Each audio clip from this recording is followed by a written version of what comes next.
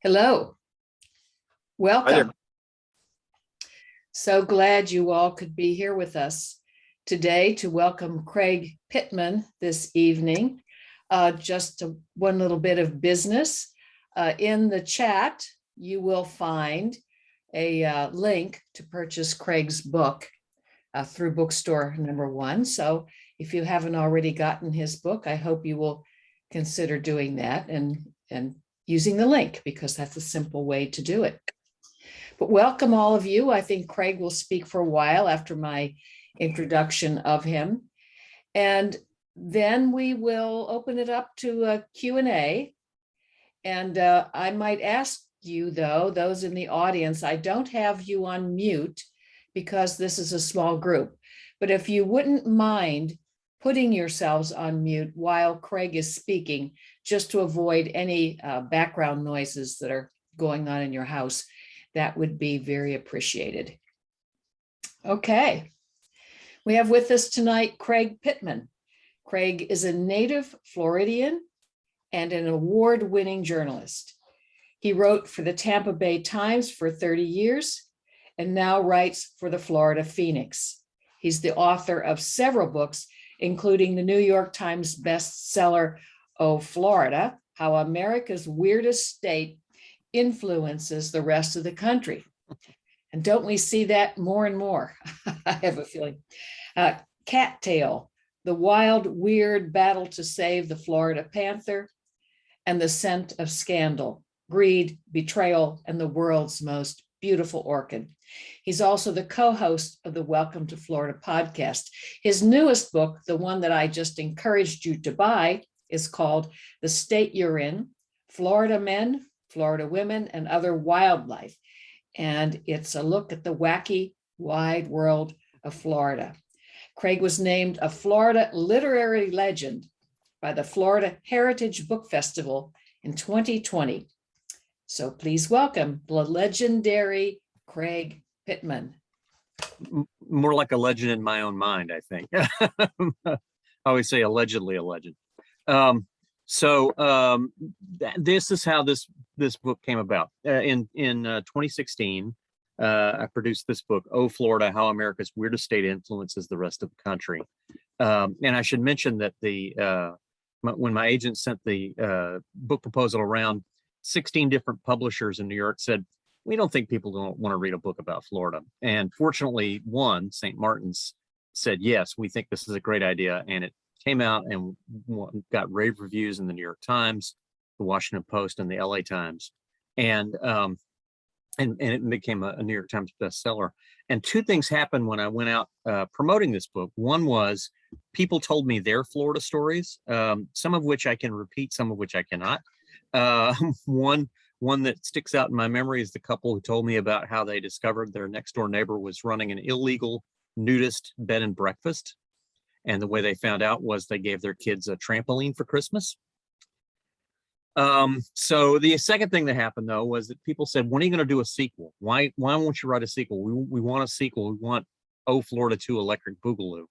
And I kept telling them, well, I feel like I've kind of said everything I need to say. I feel like I've made the points I want to make. No, we want a sequel. So I went and wrote Cattail, which is a book I'd wanted to write for 20 years.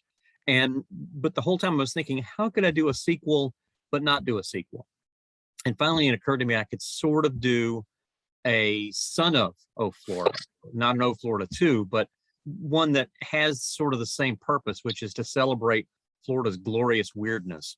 And so that's how I came up with The State Youre In, Florida Men, Florida Women, and Other Wildlife, which is a collection of stories and columns that I've written over the last 30 years, many of them for the Tampa Bay Times or its predecessor, the St. Petersburg Times.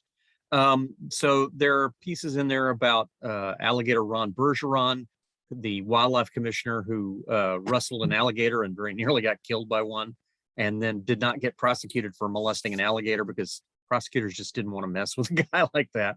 I wrote about, I should mention this because Thanksgiving Company, I wrote about the lady in the Villages who got arrested for shoplifting while dressed as a turkey. And when I asked her why she was dressed as a turkey, she said, because it's Thanksgiving. Like, of course, everybody dresses as a turkey for Thanksgiving, right? I wrote about Florida's mermaid industry. It's not just the Weeki Wachee Springs mermaids. If you don't know, by the way, there is a state park that employs mermaids. We are the only state in America that has mermaids as state employees, which has led to some interesting conversations about the use of tax dollars to pay for waterproof lipstick and shell bras. But that has sort of inspired this whole industry statewide of women and some men dressing up as mermaids, pulling on these 60-pound prosthetic tails and swimming around and waving at the tourists. And I talked to mermaids in Pensacola, mermaids in the Jacksonville area. My favorite one was a lady down in Fort Lauderdale who oversees the mermaids who perform at the Rec Bar in Fort Lauderdale, and who said, "I'm 47, thank God water lifts." There are some pieces in there. The book it's 51 different sections. I should have made it 52, then you could read a chapter a week for a whole year. But there are sections about Florida men and women. There's a section about crime does not pay enough. There's a section in there about wildlife, and then finally there is the state you're in. In the wildlife section, there's one of my favorite stories. It's about these scientists who they had heard this legend up in the Panhandle that there was an animal up there, a creature called the leopard eel, that was this long, skinny swamp creature with spots on it and had wings on its head, which seemed unusual. Well, one of these scientists actually found one accidentally while looking for something else. So he put it in a bucket and then transferred it to a Tupperware container. And then he and a friend of his, who was also a biologist, spent several years of their own time and money trying to write up a scientific description of this newly discovered species. And in the end, they determined it was not an eel at all. It was a salamander, a type called a siren. So they called it the reticulated siren. They discovered that the wings are actually external gills for breathing underwater. And after the story came out about the reticulated siren, I got a very sternly worded letter from a New York patent attorney who said, "I represent Tupperware, and we want to make sure that they really did use a Tupperware container and not some other brand of container, because we are very jealous about guarding our trademark." And I said, "Well, listen, I understand completely. I know Tupperware is based in Kissimmee. I know it's a Florida-based product, and you can go over and see the Tupperware Museum and actually burp all the old ancient artifacts. And I would never cast aspersions on a Florida product like that. So, and in fact, I think your clients are missing a bit. I think they should hire that scientist to endorse their product to his fellow scientists and say that, whenever whenever you discover a legendary creature, the best container to put it in is a Tupperware container." So far, they have not taken me up on that idea. In the crime section, there's some serious stuff. There's also some funny stuff. There's a piece in there about a couple of twins who are constantly getting the court system confused about who did what. "Oh, I didn't do it. It was my brother. Oh, no, it wasn't me that did it. It was my brother that did it." There's a piece in there about a morning just a typical morning in misdemeanor court, which somebody described as the morning from hell, that I had just kind of accidentally stumbled into. And then there's a piece about the most audacious con man that I ever covered, a guy named Joe Goujon, who among his many victims was a judge. Joe was on the run from the law, so he was a fugitive already.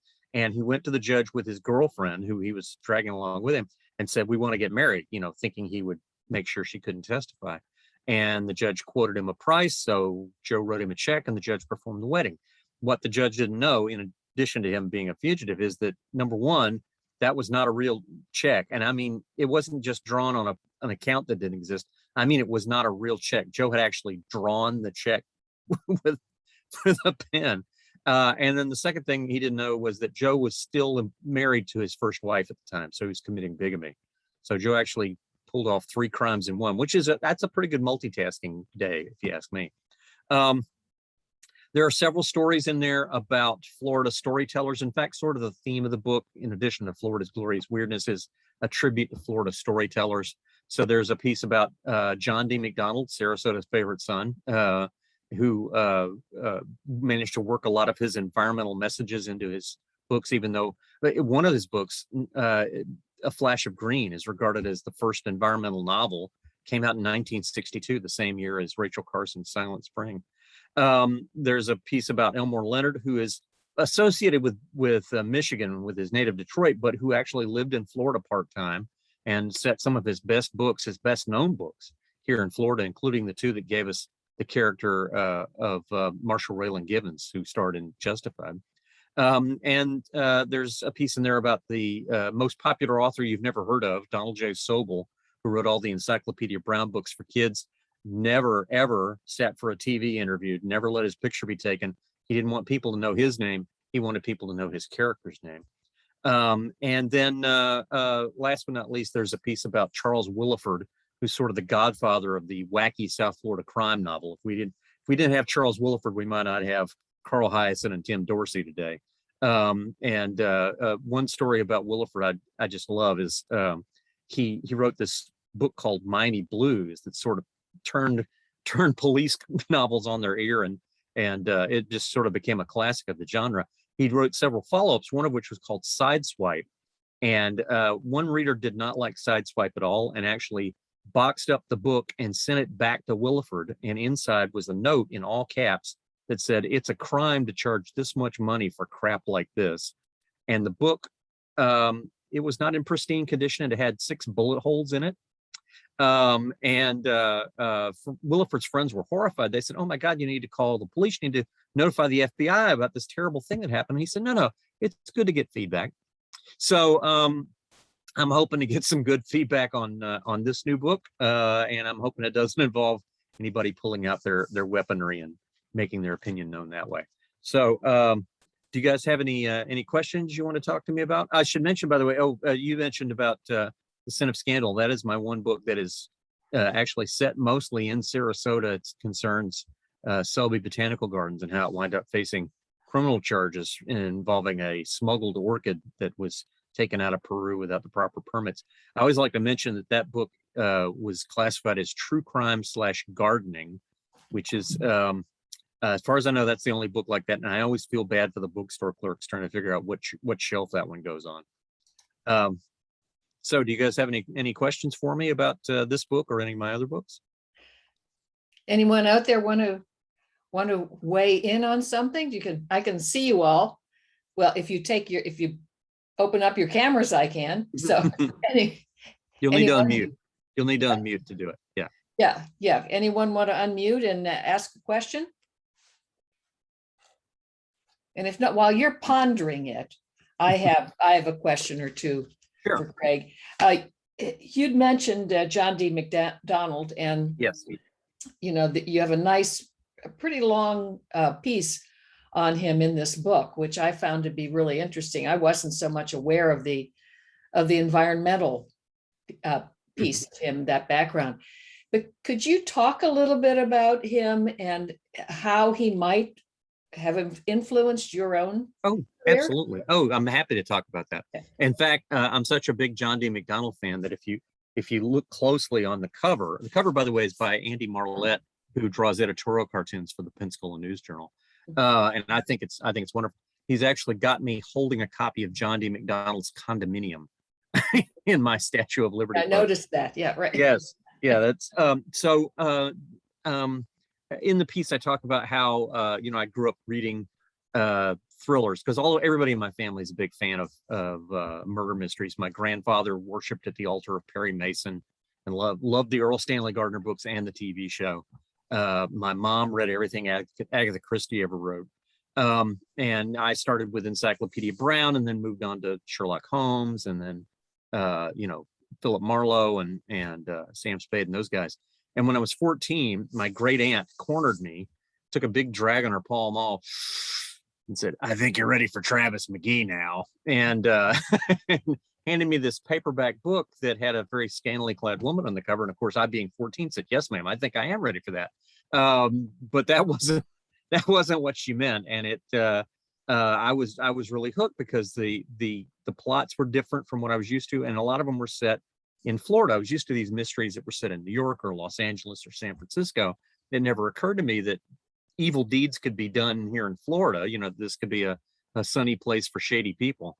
But McDonald made that really clear that there were a lot of fast book artists and folks who would pave over everything that didn't have a wallet, as he put it. And that sort of showed me Florida in a whole new light. That, you know, I was a kid I was in Boy Scouts, so we went camping and canoeing. My dad took me hunting and through the woods, and it suddenly occurred to me those places that I treasure could be gone, and there could be some you know, shady doings behind that. So that's sort of the lesson I drew from that. And that was intentional on his part. He was trying to let people know, you know, that he had this environmental message that he worked into many of his books. Condominium being, like I said, his masterpiece. I think everybody in Florida should read two books. One is Condominium, and the other one is Their Eyes Were Watching God by Zora Neale Hurston. However, I do not recommend reading either one of those during hurricane season. So if you haven't read it, hold off till after November 30th. Yeah, and the cover too. Sorry if I'm hogging the questions while you are. No. But you mentioned the cover, and I found the cover to be really fascinating. I love the cover. So how much input did you have, if any, into what went into that? Well, I do wish they could have found a handsomer cover model, but you know, you work with what you got. No, the origin of that is I went up to Pensacola, my hometown, to give a talk about Florida. And when I was coming to town, Andy drew a caricature of me for the newspaper, and I really liked the drawing. And so when I was talking to the publisher for this book about what the cover could be, I said, can we get Andy to modify that drawing somehow? I think that would be great. And they loved it. They were big fans of Andy's work too. So they contacted Andy, and he said sure, and went to town on it. And I think he came up with an absolutely brilliant drawing. I think the cover will sell more copies than my name on the cover will, because it's a very engaging cover, very delightful. Yeah, yeah, I agree. I think it's a fabulous cover. Yeah, I'm a bookseller. So your opinion counts. Your opinion definitely counts. I can tell you that book covers really do sell books, and because people don't pick up the book unless the cover is attractive or engaging or intriguing or something. Yeah. Well, they'll pick this one up, and then they'll flip over. They'll say, "Oh, that looks good," and then they'll flip over to the back, and they'll read where Cynthia Barnett describes it as "pee in your pants funny," which you know, that's the kind of blurb that you can only wish you get at least once in your life. So good one. Yeah, who out there would like to join the conversation? Mark, I see you maybe going to unmute. Hey, Mark. Hey, Craig. From the other editor in the audience, you've had experience in short form journalism, newspaper writing, and then long form in books. And a lot of times your subjects may not like what you've written about them. Can you describe some of the reactions you've gotten from either angry newspaper subjects or book subjects after it's come out? Sure. The one that kind of sticks out in my mind, I wrote about, I can explain this. When I first started at the Tampa Bay Times, which was then the St. Petersburg Times, I was in the bureau up in a place called Palm Harbor, which is north of Clearwater, not quite to Tarpon Springs. But we covered Tarpon, we covered Palm Harbor, we covered Safety Harbor and Oldsmore, and we covered the unincorporated area known as East Lake, because it was east of Lake Tarpon. And there was a county preserve up there, land that they had bought for an interstate, and that never got built. And so it occurred to them, oh, we should maybe turn this into a preserve, because there's you know, it's the most densely populated county in Florida, and here's this land that's not been developed that we own. We can turn this into something important, something that will show people what the land used to be like. But then they handed the contract for doing that over to this sort of fly-by-night outfit. So I wrote several stories about how this whole thing was kind of shaky, that, you know, it was a good idea that looked like it was going off the rails, and that the person who'd been picked to run it was a personal friend of this assistant county administrator.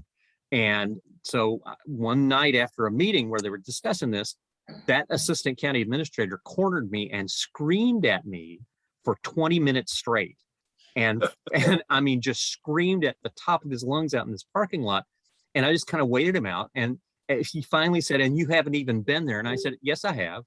And that just shut him down completely. He's like, "You have?" I said, "Yeah, I went up and took a tour of the place before I wrote any of these stories." "You did?" He had no idea. It just blew his mind. He stopped yelling, and he kind of said, "Okay, maybe you got a point then." The one piece of one really bad response I got to one of my books came from Marion Hammer, the famous National Rifle Association lobbyist in Tallahassee. She's a former NRA president.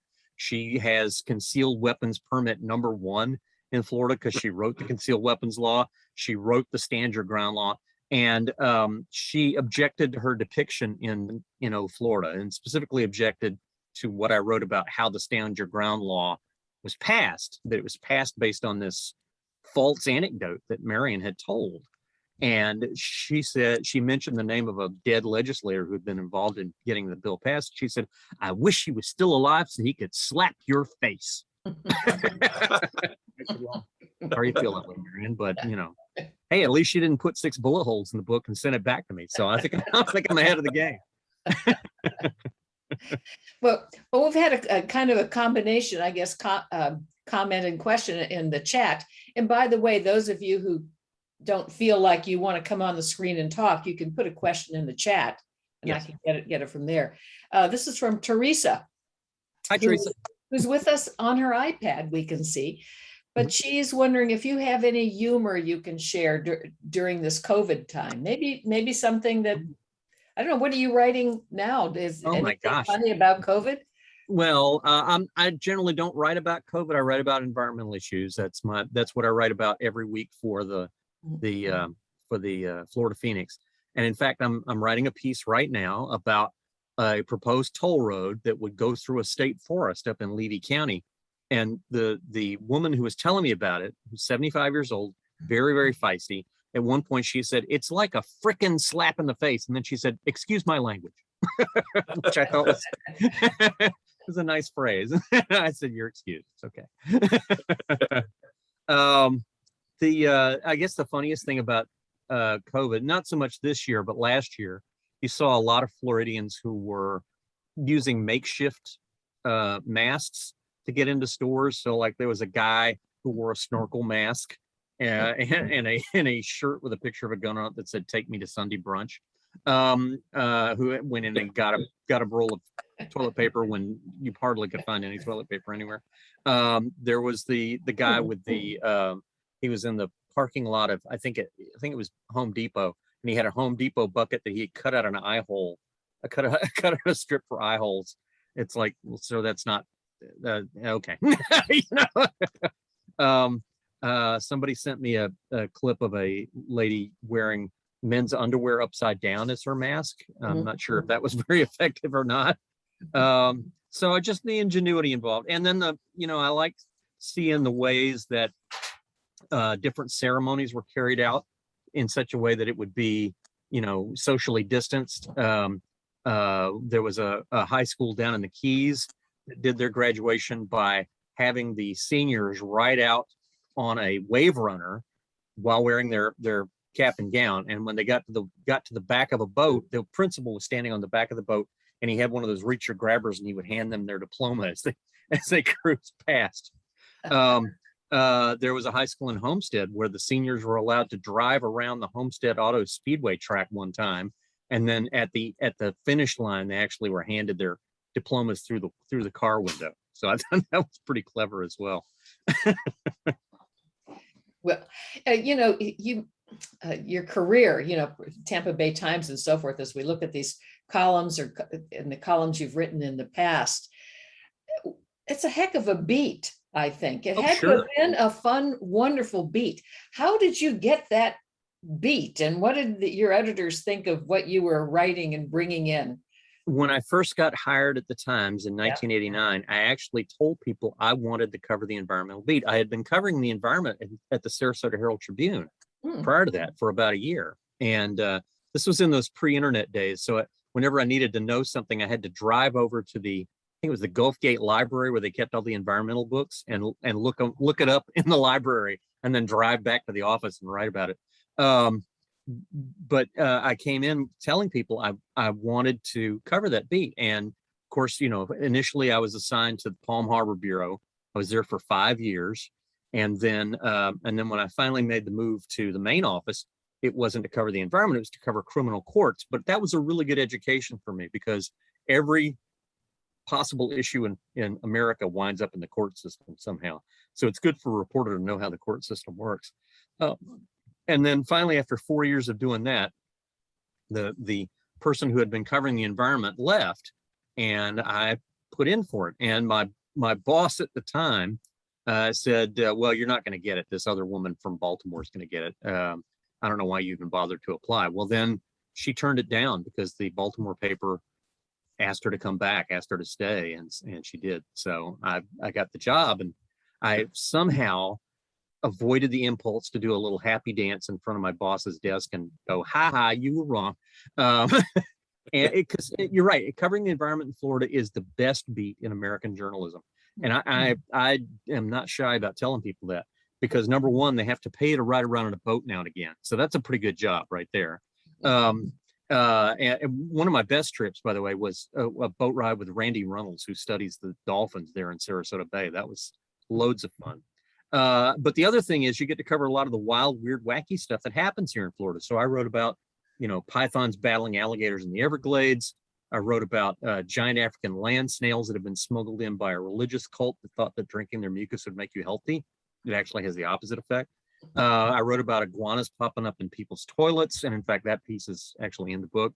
And I went out with a couple of ladies who they run a dog grooming salon through most of the week. And then on the weekends, they go out and hunt pythons. And that was a a lot of fun as well. So, and the environment is a story that I think people in Florida really want to know about. They want to know about things that are going on, because I think, especially more and more these days, Floridians have figured out that the environment is the economy in Florida. And if you screw up the environment, you're going to screw up the economy. And we can't afford to do either one. So there's a very strong built-in audience for those stories, I think. And then so it's something I actually enjoy writing about. And I'm hoping the pandemic kind of dies down some, so I can go out and do more in-person reporting than doing stuff over the phone like I've been doing lately. So. Okay, so how does the story about Louie Louie fit in? That was a story I wrote for Sarasota Magazine, where the FBI has made some of its files public, and it actually made public the fact that there's this well-known thing that the FBI spent 2 months investigating the lyrics of Louie Louie because they'd heard that they were obscene. So it turns out the person who complained about the lyrics to the Justice Department was an educator at Sarasota High School. We don't know his name, but we were able, and I did my best to try and identify him by contacting people who graduated in the right time frame for this complaint, and they could not figure out who it was either. But it was really funny to read that, this filth is infecting our mainstream, and it's the entire reason for our civilization going downhill. It's like, really, the lyrics for Louie Louie?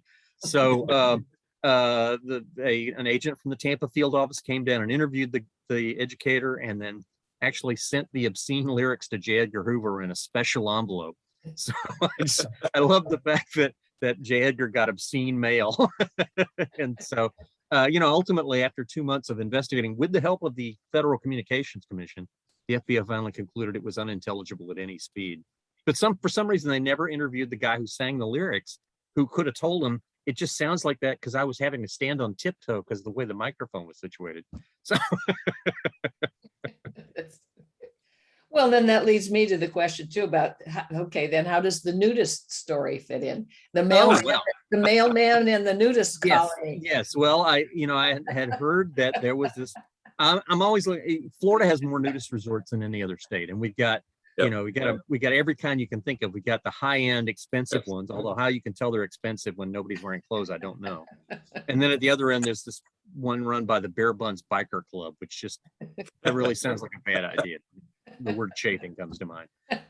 And so I heard that there was this fight brewing between the nudists and the Postal Service. They were objecting because their postal carrier no longer wanted to bring in packages because he got to see things he didn't want to see, and so they stopped getting their packages. They objected, and so the idea of nudists objecting to the way their packages are being handled just really appealed to me for some reason. So I wrote that piece.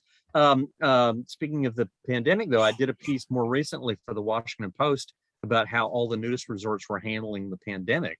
That they had to shut down the Butt Hut at one place, and which was the bar there. And one nude recreation advocate told me, "Well, we're finally getting tan lines, but they're in the wrong place." I mean, they're around here. That's all right. Well, who else would like to ask something? I mean, I've been keeping hogging it. Mark. Well, if I can sure tail on Craig's comments, I published the Laker and other newspapers in Pasco. So there are 10,000 active nudists from, every major continent up there. And we struggled with the idea in meeting with nudists. Well, how do we as nudists tell the community about our economic value? So they came up with a $2 bill idea where our newspaper would write, watch, when you get a $2 bill, it probably started from a nudist, and the banks had a run on $2 bills. But it was a lot of fun covering nudists and uncovering them. And we call them clubs up there, not camps. But anyway, Craig, I have a question about how the new media is changing your life as an author with the Zoom stuff. I noticed you managed to be at the Miami Book Fair today around noon, and here you are in Sarasota with us tonight. So how because is I'm a ninja. How has Zoom changed your life? And maybe Sarasota Book One can talk a little bit about how Zoom has worked for them as a bookseller. And the second, if you can share your life as a podcaster and how you shift. Go ahead. Well, okay. So Zoom both increases your reach as an author, so you don't have to, in the old days I would have driven to the Miami Book Fair and I would have had to say no to Georgia. I can't do an appearance in Sarasota night, but thanks to Zoom, I can do both. And in fact, the Miami Book Fair appearance was pre-recorded. Tyler Gillespie and I did our 2-man panel discussion about Florida a couple of weeks ago, and they recorded it and then they were showing it today. But on the other hand, you miss that personal Craig, I think we're losing you a little bit. Oh, I think we lost Craig a lot. There he is. I'm here. Okay. I'm here. Okay. Sorry. Okay. You miss that personal interaction with people. I did an in-person event in Punta Gorda at Copperfish Books on Saturday, and people came up and talked to me, and I realized just how much I really missed that. We had to wear masks, we had to kind of stay distant, but they were all giving me their own stories. And one lady actually came up to buy a copy of and get signed a copy of The State You're In, and said, "I just moved here from Massachusetts." I said, "Ma'am, you need Oh Florida. That's the book you need right now when you're first arrived in the state." So she bought both books. So that that doesn't happen on Zoom, and so I do really miss that sort of that personal connection there. But it's things are, I think, opening up a little bit. The positivity rate has gone way down. Hospitalization rate's gone way down. So I'm thinking we'll start to see some in-person events once again, maybe in say early 2022, we can start doing that kind of stuff too. Yeah. I'm sorry, Georgia, what were you? I was just going to say, as a bookseller, Craig, I agree with you here. And things are starting to open up a little bit, certainly in Sarasota. All of the theaters and performance venues like Symphony and so forth, they've reached an agreement whereby they will require people to show proof of vaccine or a recent test and wear a mask. And that's working really well, so people can gather. But as a bookstore, we've really put off doing close in-person events because it's hard. And that's understandable. Yeah. It's hard for us to require people to be masked in that situation. And we'll be moving to a new location just a block away from where we are now. but we'll have much better event space. And we plan to Okay. launch that with starting our in-person events probably in about February. That So- sounds right. Yeah. So they'll Yeah. be back. They will be back. Now, as to your question about podcasting, it's a lot of fun. I had pitched the idea of this podcast called Welcome to Florida when I worked at the Times, and we actually even got to the point of recording one episode, and then the powers that be said, no, we're not interested in that anymore. It's not making, we don't think it'll make the kind of money we want to make. So, all of my plans cast aside. So once I got laid off, I was contacted by a radio guy named Chad Scott who lives up in Amelia Island. He'd been involved in sports radio up in Jacksonville. And he said, I just read Cattail. It's fantastic. And I love following you on Twitter. Have you thought about podcasting? I said, have I thought about it? I got a whole plan. and so we kind of put that plan together and started doing it. And it's a great division of labor because he knows the technical side of this stuff. And I have a huge list of potential guests that we can invite on. And I'm someone who's been around Florida virtually all my life. I was in college in Alabama for 3 years. That's it. Came running back just as fast as I could. And Chad is a fairly recent, immigrant to Florida, someone who came from Wisconsin originally. And he loves Florida. He loves Amelia Island, but he doesn't know a lot about it. And so when these guests come in, and we've had, you name it. We've had a python hunter. We've had an alligator wrangler. We've had one of Moat Marine's top red tide expert. Just all kinds of. We've had someone who's a cockroach expert, an iguana trapper, shark biologist. Our guest on today's podcast is the head of the butterfly and moth collection at the University of Florida's Florida Museum of Natural History, and very knowledgeable about Florida's butterflies. When we get these folks in the chair to talk, we have this good mix of questions for them from someone who's been here a long time and someone who hasn't. And I think that really works well. And we're kind of having a lot of fun with it and occasionally making money. Right now, we're actually sponsored by Visit Sarasota, believe it or not. So we're putting in plugs for your city, and we'll be interviewing someone from Sarasota, from Visit Sarasota. We've already done one interview a couple of months ago, and we'll do another one coming up, I think in about a week or so. So it's just a lot of fun. That's all I can say about it. But I don't have to do any of the technical stuff, so that's probably why I say it's a lot of fun. Yeah. Well, do you have an address for it or information on it that you can put in the chat? Yeah, I can send you that. It's on all your regular platforms like iTunes and Spotify and so forth. And we've had quite a few authors on. I should mention Tim Dorsey was on very recently. We did a long interview with Carl Hyacin last year when Squeeze Meat came out. James Grapondo, who writes legal thrillers set in Florida, he was a good interview recently.